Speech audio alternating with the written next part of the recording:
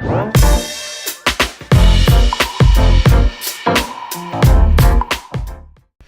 Michael. Hey, Sonya. Welcome to the His and Her Money Show. Hey, guys. Thanks for having us. Hi. We are glad that you all are here with us because you all are here to share an incredible story of debt elimination that is surely going to fire up our audience and help them on their journeys to debt freedom as well. But before we start to dig into your story and find out how you guys were able to do this, can you just take a moment and introduce yourselves to everybody that's listening and let them know what you're all about? Sure. Well, we're Michael and Sonya Pope. We've been married for almost 20 years. It'll be 20 years this May. And the family. So I'm 41. He'll be 43 next week. And we have 3 sons, a 10-year-old, an 8-year-old, and a 4-year-old who seem to eat a lot while we're going through this process and grow a lot too. And so professionally, I do corporate IT work. So mostly web development, application development. And I'm a stay-at-home mom. I actually resigned once I had my first child. Love that. Awesome. Love that. Beautiful couple. Yeah, Wow. indeed. Been married 20 years. I'm like, they look so young. That's incredible. Man, wonderful. So let's talk about the debt. You guys had a lot of debt. Tell our audience how much debt it was and what type of debt it was. Okay. So we're in a total of $119,000 in debt. Whew. Yeah.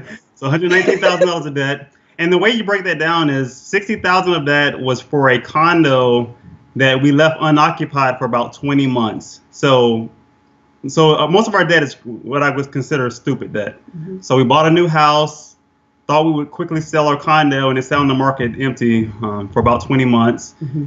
And then the other debt consisted of 2 cars that we had refinanced twice. So more dumb debt. And we had 8 credit card accounts and 1 personal loan. Mm-hmm. Yeah, that's right. So $119,000. Now we still paid our mortgage, both of them, while we moved out, but we had 2 mortgages. Wow, yes. Yeah, we know how that feels. Wow. We had a rental property, remember? And Yeah. I think we held it for probably 18 months. Something like that. Oh, that was awful. Nightmare. Oh, my gosh. All caps. I don't want to do it again. So, I mean, but at one point, this didn't seem like stupid debt to you all. At one point, you thought it was normal or typical to have the car notes and the refi of the car notes. And, you know, you thought you would sell the condo. You found a house that you liked and you thought that you all would sell the condo. But now, in retrospect, you guys realize that these were not good decisions. I mean, 8 credit card accounts, right? But at one point, that was just a part of life for you all. So what caused a shift in your mentality to say that I don't think what we're doing with our finances is the right way to do this? We need to figure out how to make a change. What caused that shift? Well, I say Sonya has always wanted us to be debt free. I just didn't listen. I was too stubborn. I thought I could out earn the problem, but I was wrong, obviously. So what happened was, after doing our taxes in early February 2016, I did our taxes and I looked at how much money we had made that year and then how much debt we were in. Mm-hmm. And it really started to hurt. I felt like breaking down in tears because I felt like I couldn't work any harder. I couldn't earn any more money necessarily. But we were still running out of month. We were running out of money before we ran out of month. Mm-hmm. Every single month. And I didn't realize what we were doing. Mm-hmm. And, we talked about it the other day, and what we realized is that, and essentially what we're doing, we were using our credit cards as our emergency fund. Mm-hmm. And then we were using our credit score as our sinking fund, if you will, getting new credit if we needed to, 0% interest here, because we thought that was just the norm. Mm-hmm.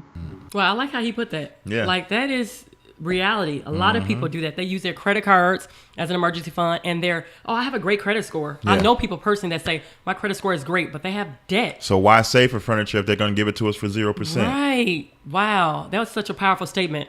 Such a powerful statement. You don't even think about paying for things anymore. For sure. So Sonya, you kind of were the catalyst here, but Michael was very, very resistant at first. So help that wife that's listening right now, who's been like trying to get their husband to open their eyes, but their husband still has not. How were you able to get through to Michael, and how were you able to stay patient during that process? I was just patient and I just prayed for his heart to change. I think really it's not a person that's going to change somebody's heart. It's going to be God that's going to help change their heart. I married him and I had no debt. But when I married him, I did marry his debt, and we like paid off some, got some more, paid off some, got some more. So really, I waited for his heart to change, and I would do budgets kind of on my own, like, hey, let's pay cash for this. Let's save up for this. But I really had to just be patient and wait for his heart to change. And when his heart changed, he came to me, and he presented me with, let's do FPU. And I was like, or Financial Peace University, for those of you who are unfamiliar. And at first I said no, because I didn't want to do it and still keep debt, still use credit cards, and basically be a hypocrite. So I was like, either we do it or we don't. So I said no.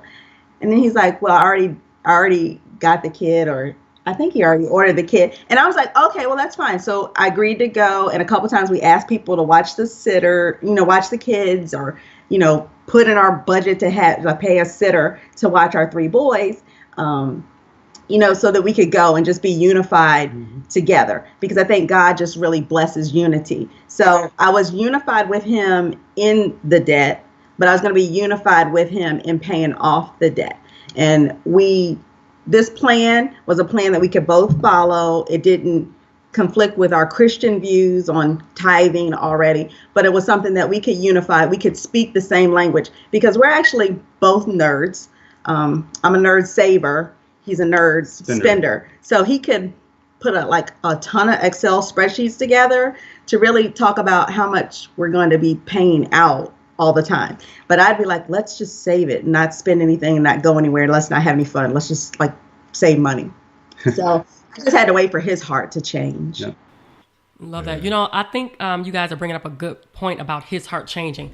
We too are Christians, and we believe that God has put the man as the head of the home. And so it's so important as a leader to take initiative. Although you heard your wife talking to you saying, we need to do this, he took initiative and actually purchased the kit. Michael, talk to leaders out there. Let them know how important it is to actually, get your family together financially. So I think it's totally important, especially in our situation. I mean, my wife had trusted in me to be a stay-at-home mom. I mean, she left a very successful corporate career a little over 10 years ago to be a stay-at-home mom, trusting that I could provide for our family. And I was doing the absolute opposite of that. Because we had good income coming in, we were going deeper and deeper in debt, which made no sense. I mean, so for that, anybody that wants to be a leader of their household, I mean, I say definitely unify with your wife. But you have to, at some point, make a decision to fix the problem. Yeah. And so that's what I was going to do. I was going to make sure that we fixed the problem. Yeah, we took ownership of our decisions so that we had to acknowledge it. If we didn't acknowledge it, more than just looking at the debt, our past thought process, if we didn't acknowledge it and choose to change it, we would just pay off the debt and go right back into debt. Because we might have had maybe a month or two with no debt, but we'd always did go right back into it because we didn't have a plan and we didn't talk about it. So. Yeah.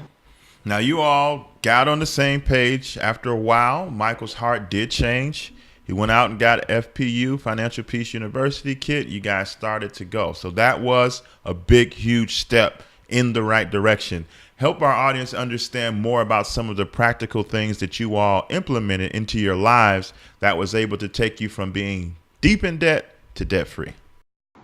Well, one of the things is we developed a drive to being financially free. I mean, Sonya and I already had a good understanding of God's laws of prosperity. So we had to develop the drive to go ahead and make it work. And so I kind of use drive as an acronym. So D is for decision. So right away we made a decision that, Dave Ramsey's plan, FPU, was going to be our plan for becoming financially free.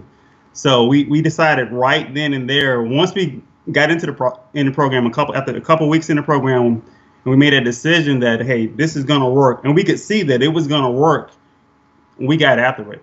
So D is making a decision. The R is reasons. We had to, sit down and identify what are the reasons why we want to be financially independent. Why do we want to be debt free?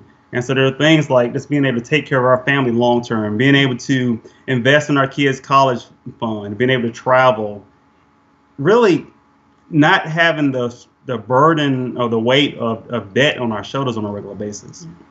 So we developed that list of reasons to help keep ourselves motivated. Then I is for inspiration. And so keeping ourselves motivated was key to this. And one of the things that we did was daily we watched 2 to 3 debt-free screens on YouTube almost every single day.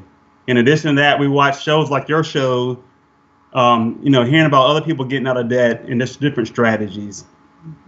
And, we read constantly, but we just associated with people who were having that same mindset of wanting to win with money. So that was the inspiration. I love that. Right. B&E. B is a vision. So we had a clear vision of what we thought our life would look like. And we would sit down and talk about it on a regular basis. I know Chris Hogan talks about dreaming in HD. And so we would do that. I mean, we were used to dreaming. We were used to visualizing things anyway. So it was easy for us think about how it's going to be when, we get to have, 60% of your paycheck to do whatever we want to do with it. Or we can travel and pay cash for it and what we can do and what lesson other boys learning. I mean, it was cool. So we had a clear vision of what we wanted our life to look like. And then E really, in my opinion, is probably the most important is we had to execute the plan. Right. Because FPU, Dave Ramsey's program, Financial Peace University, is a great program. However, if you don't do what it says, if you don't execute that plan, if you compromise it in any way, it's going to take a long time. And I think one of the things that helped us pay off $119,000 in 11 months is that we executed the plan to the T. We stopped our retirement match at work, and we have a pretty good match at work. But we went ahead and stopped it. We cut cable, we cut other costs, and we just executed the plan. And we got excited. I mean, one of the things we learned from you guys on your show is that you talked about how just earning small amounts of income, you can take that and apply to your debt. And so we got excited about $40 over here. It's amazing some of the things we did just to earn, $25 or $40. But we did it because we knew it was all adding up to that payoff. Yeah. So that's the drive, and you go ahead. Yeah. I mean, and I did things like looking at the YouTube videos with looking at meal plan, not just buying things in the grocery store. So I was just buying things and probably throwing away a lot of groceries. And I just cut it down. And that was like a big savings, like maybe $300 a month less, just cutting out some of that excess and just realizing that we were fat and it was time to lose some weight, and go on a financial diet. So we were just totally on board. I did some extra side things, sold things like baked goods. I mean, like just even simple things, because I'm an alternative baker. I have children that have major food allergies and things. So these are things that I did already, but I made some money doing it. And tell them what Helen told you that.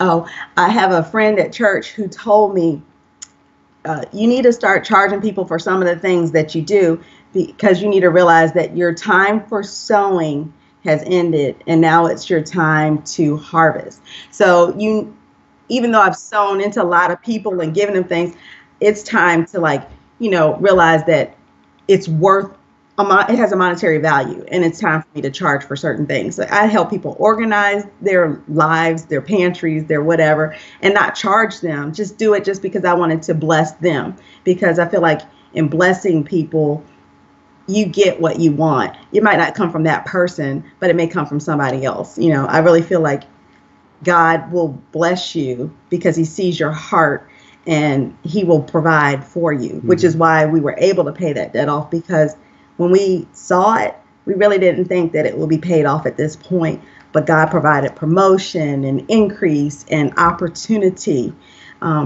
because I think he saw our heart. We had a heart for him and unified team here. So he blessed us in every way. Financial, health, everything, which helped our finances. Yeah. Right there at the end. Oh, go ahead. In 11 months, we took FPU twice, just because we wanted to make sure we kept ourselves focused on our goal. Wow. I love that. We've taken it more than once ourselves and taught it. And it's good. Some people are like, why are you doing that? Because you're debt free or you don't have any consumer debt. And it's like, no, we want to continue knowledge is so important, and you have to continue to learn, continue to read, continue to strive to be better. So I think that's great. Yeah. Right there toward the end, Sonya, you were saying the importance of unity. And that was what was resounding to me as you all were speaking there. And Michael, as he was kind of explaining the different things that you all did, he kept saying we did this and we did that. And even when you were referring to your match, you said we had a good match at work that we cut. And I want you to speak to the importance of unity, especially to those married people listening to the show right now. You all had to really decide, because you know what, getting out of debt and getting your finances in order, anytime you're asked to change anything about you, it's going to hurt. It's going to be tough. You're going to want to quit. You're going to want to give up. But when you have somebody that you're unified with, I'm sure that it made those moments doable. Like you had somebody to push you through. I'm going to say we spoke life to the victory that we already saw, and that's paying the debt off. So we spoke life to that, and we didn't speak more life to the debt, and we didn't add to the debt. So we spoke life to that, and we spoke with each other, like just encouraging each other, like it's going to be great when we get this, because we probably just needed that push to push each other the same way we would push somebody like a teammate. Like it's like, you can do it. You can do it. Yep, we can do it. Hey, got this, $50 or whatever. We spoke life to what we wanted and stopped focusing on the debt. We addressed the debt. We acknowledged the debt, but we didn't focus on the debt anymore. We focused on freedom of being out of debt.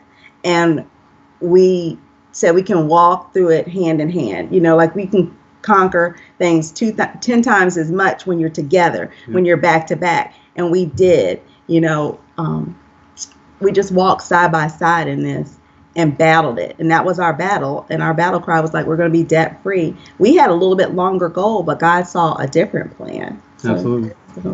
And I think in terms of communication, we communicated almost daily about this. We had our budget committee meetings on a regular basis. And part of that, we tracked all of our expenses, and we still track every single penny. Yeah, up to the penny. We're tracking everything. We use everydollar.com. And so, we love it. But it's amazing how just us talking about purchases and decisions has really increased our income right there, because it's kept us from buying things or doing things, because we knew we had to be accountable to each other. And so it opened up that communication a whole lot more. And while we're going through this, you sometimes have some times where you feel like things are a little bit hard, but along with reading financial books, because I don't think you need to get top heavy in any one area of life, we really focused on our relationship and that talking about money, but then also like, trying to have fun, but maybe like not spend a whole lot like we have been doing in the past to have fun. We focused on our relationship, and as our relationship wasn't lacking in any way, but as it even got stronger and we talked more, it's like the other details worked out more and more because we could flow. Just get. I have two questions. One, did you tell family and friends that, guys, we're trying to get out of debt? And the second question, did you have some type of process when paying off the debt, or did you just put money on the debt whenever you all receive money? Okay. In terms of friends, you want to talk to friends and family? Well, we really didn't tell a whole lot of friends or family, really. Mainly because, we live, 600 or so miles away from any family members at all. So for us, we just decided we'll just be the example here in our own household and take care of it. We have a few friends that encouraged us because they knew what we were doing, and we made them aware. But we learned a long time ago not to tell everybody what you're doing, because everybody's not going to get it. It's hard for people who are using credit cards on a daily basis to understand what you're doing, because it's kind of like you're shining a light on their bad habit, essentially saying it's dumb, and they don't want to hear that. So we just focused really on ourselves, and that's why we hung out with Facebook groups that were talking about being debt free, and other people that had that same mindset of being debt free and winning with money. Yeah, we were adults. We really, when we're going to cleave to each other, so what we make decisions in this household, that's what impacts the household. We never had a relationship where our family members made decisions for us or funded the decisions. So we had to be strong in what we believed as a couple, not as a whole family, extended family unit. So we were adults. We had to own a decision. Our families weren't. So we had to, walk it out. We needed to walk it out, not talk it out. Yeah. So I'm always a person who believes that you need to back up your words with action, because a lot of people talk a lot and they don't do anything. So we didn't talk a whole lot to other people, but our children, they're like, what's a budget? We do a budget. We actually we take them regularly to the bank to do a savings thing. Monthly. And it's monthly. And they're like, is this the day we go to the bank? Yes. And so every month they go and they deposit their age in dollars. And then on their birthday month, they do double down at the bank. So for them, saving is a way of life for them, saving and giving, because they also, give into the church. We talk to them about tithing, because spending does not have to be taught. You can figure that out. That's kind of like the weed of the finances, but saving and giving are the lesser known, and they're the flowers. But if you don't cultivate those, then the weeds will overpower, or the spending will overpower, and they will be in debt, because society will make debt easy for them. But they're not going to have that in their life. They're going to understand budgets. They're going to understand saving and giving. Spending is going to happen. Yeah. And our kids, they love going to the bank with us to deposit money. It's so fun walking into the bank and not having to pay bills or pay debt, just to be able to put money and watch our bank account grow. And our boys, they all have their own accounts. And so when they deposit their money, they say, please deposit $10 in my savings account. They get their receipt, and they, we always look at, show them their balance to see how your money has grown. So that's just planting that seed. Even for our 4-year-old, we tell them, okay, look how much your money has grown from this month and that month. And they enjoy it. They look forward to going to the bank, which I like. Right. And then the second question, did you guys have a certain process while paying off your debt, or did you just put money on it whenever you guys felt like it? Yeah, well, we Go ahead. I said we follow the debt snowball very strictly. So I'm a nurse. I put together a spreadsheet so we know exactly how much we need to pay off. And we were looking, anytime we got an extra, we would throw at it. But we followed the process pretty much to a T. And we were just aggressive. We would always, when we go to the next one, okay, this is the next one. This is what we're doing. When we get paid, this is what we're going to put on it. Because actually, he only gets paid once a month. So we had to make the budget work for the entire month. So we were like, this is what's getting paid for it.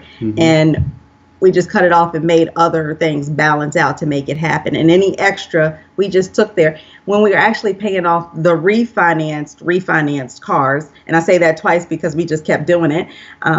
We had the money, and I remember getting in the car myself and just been like, I'm going to go pay this now. And he's like, we could go tomorrow. And I'm like, no, I called, and it'll be like 7 cents more if we wait till tomorrow. So I was like, I'm going to go right now to the bank and pay it off. And he's like, it's only 7 cents. And I'm like, well, it's 7 cents more that we can put on the next one, because it wasn't our last debt.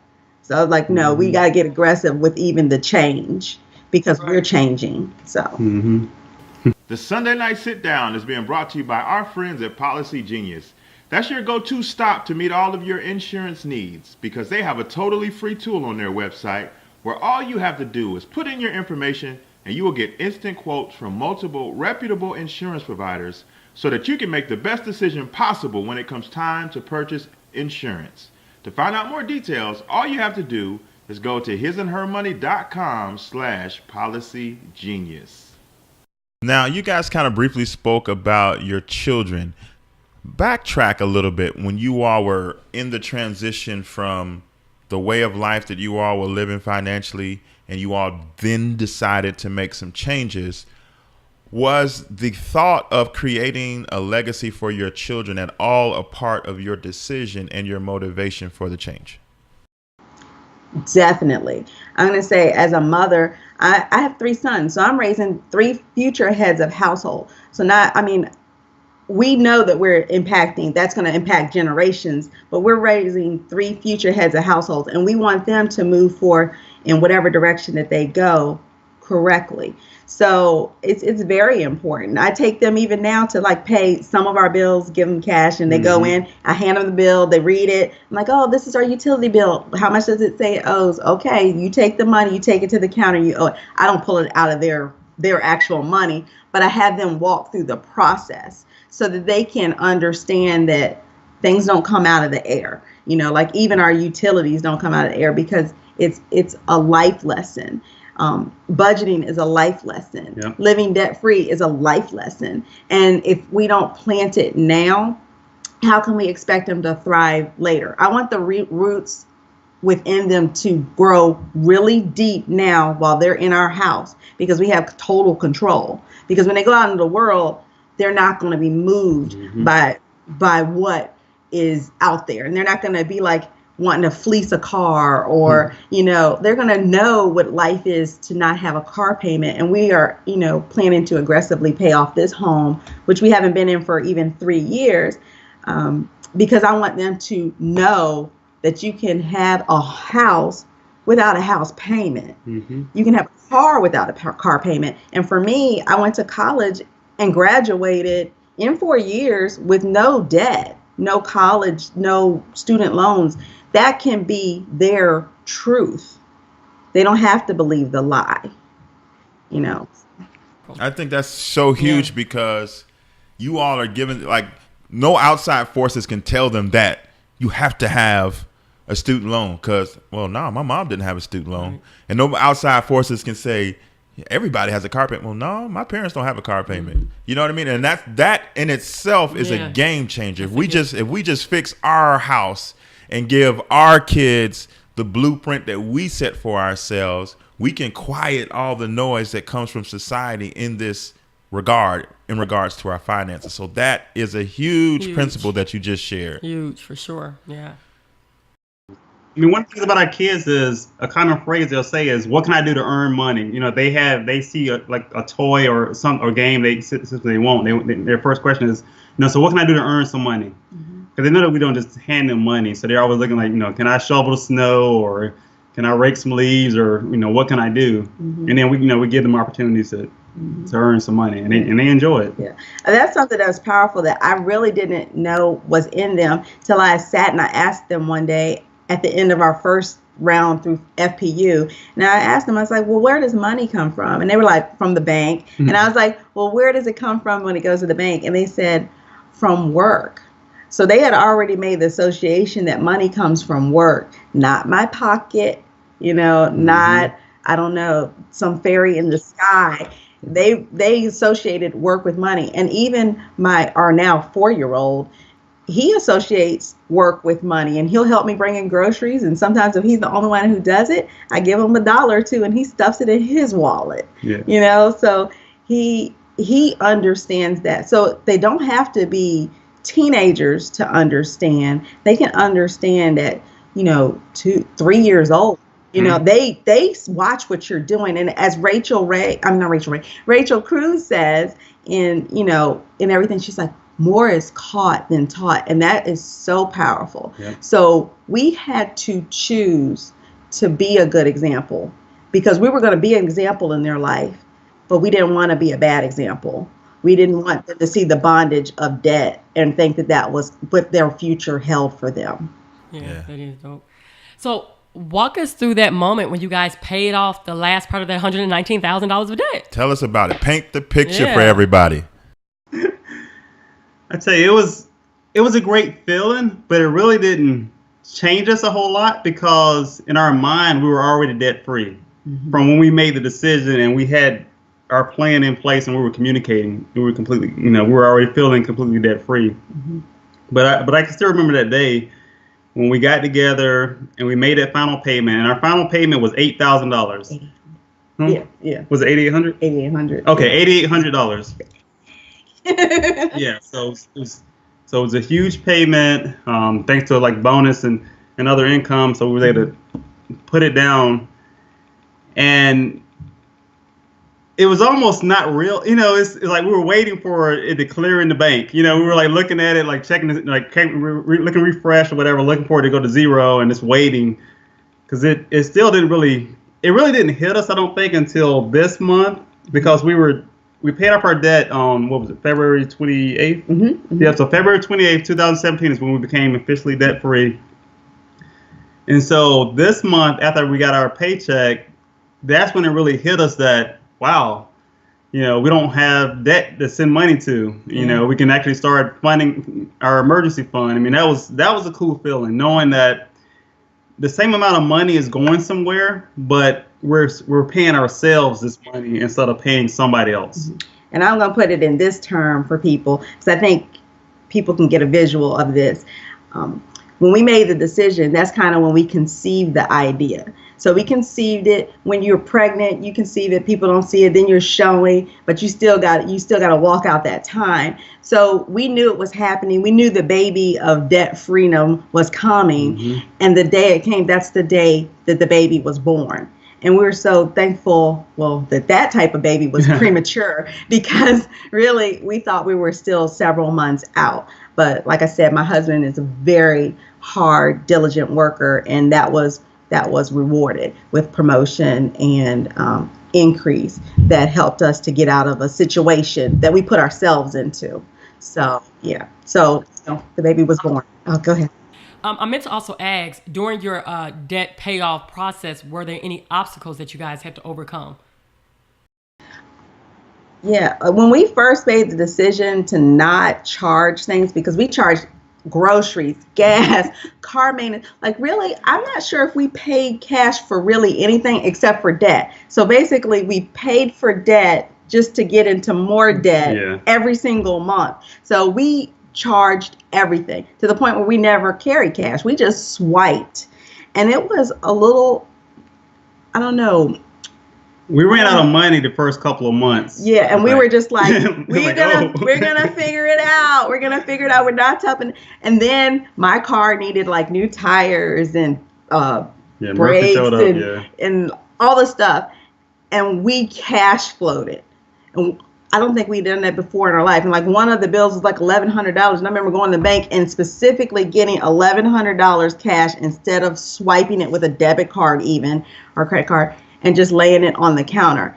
And to me, that was like when we changed. We made our decision, but we stuck to it too. Yeah. So we stuck to it there, and we learned to just plan and cash flow for things instead of, well, I'll charge it and think about it sometime about 5 years from now. So we did that, but our obstacles weren't obstacles because we already made a decision. So, some people would have looked at it like a mountain. They were pebbles, and we were able to walk over them or kick them out of the way and move forward. So, and because we had so many reasons, I mean, our reasons were strong enough where those obstacles really just couldn't penetrate us. I mean, they weren't going to be able to stop us. And I think one of the things that helped kick motivation a little bit too was, I looked at how much interest we were paying per month. And I realized that we could have been taking that same amount of money and paying our kids, funding their college fund with that, because we were spending over $600 a month in interest charges, just throwing money away like that. I mean, wow. So, I mean, you guys did it. You guys paid off a bunch of debt. There was lots of twists and turns along the way. What do you think was the biggest lesson about life that you guys learned during this process? I think that we can do anything. A unified couple can accomplish anything. Yes. I mean, that's scriptural, but we realize that now, that we can do anything. I mean, if we can accomplish this $119,000 in 11 months, I mean, I know we can do anything. And with a base salary of less than that, so you got to hustle. But we didn't fall into it overnight. So we didn't expect to get out of it overnight, but we could hustle and we made it happen, because that unification really, God blessed it. God blessed it. One thing that I think that is so remarkable about you guys' story is that you all have been married for 20 years. So majority of your marriage has been, credit cards and debt. So you guys are a living proof right here in front of everyone, if they can hear you or if they can watch you, that it's never too late. 20 years of their marriage in debt, and now the last past 11 months they paid it off, and now you all are debt free. That's amazing.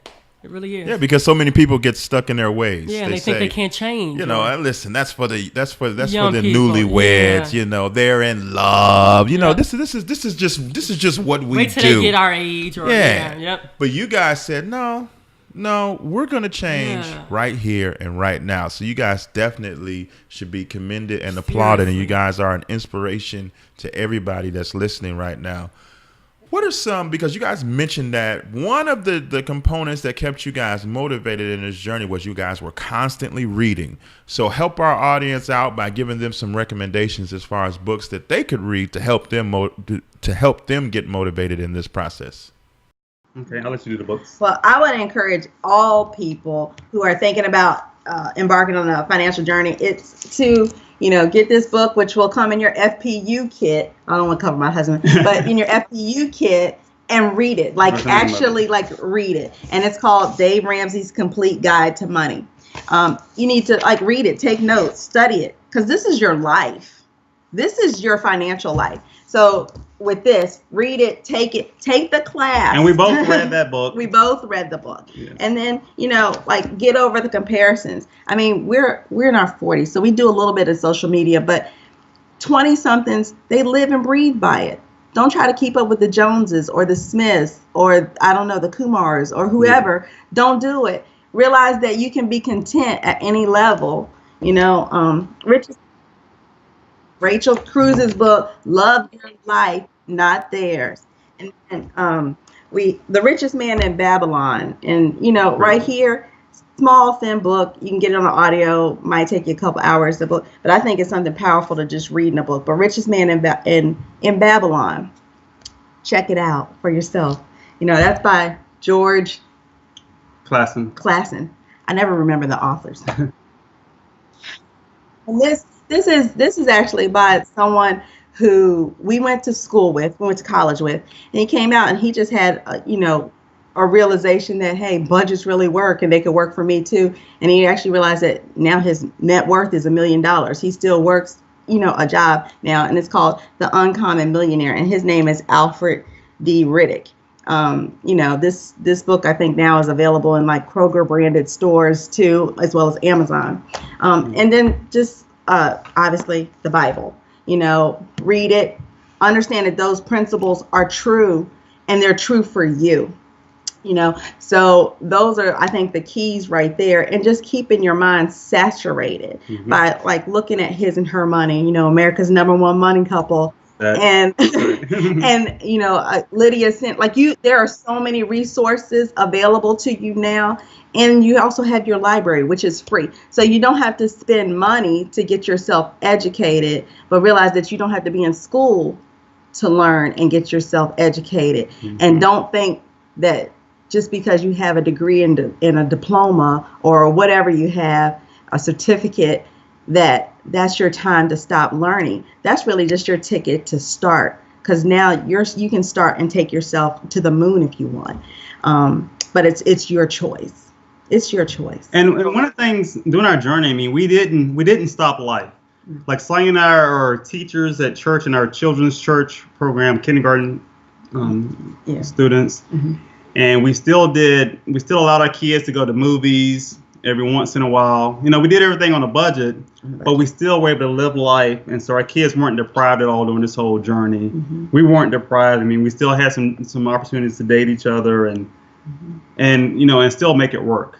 We didn't want a budget or a life that was financially responsible to be drudgery.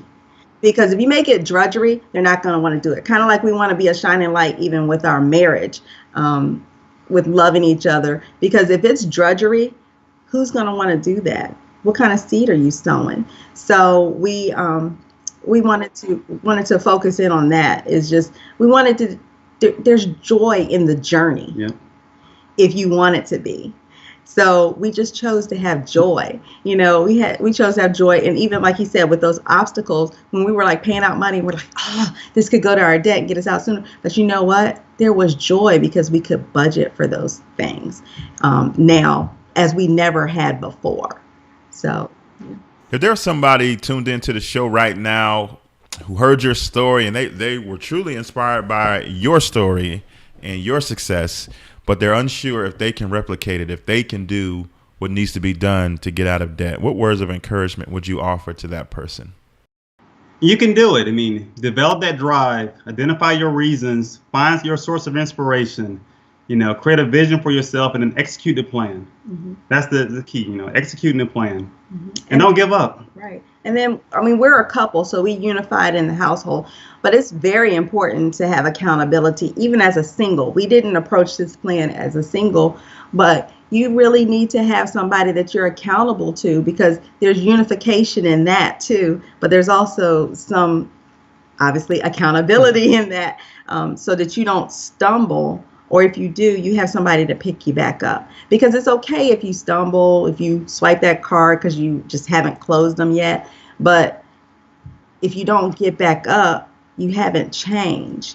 So just get back up if you stumble, and to have somebody there that's going to be straight with you and go, hey, you said you wanted to be out of debt, and I don't know, going to Bermuda for 3 weeks is just not getting it. So, you can do it.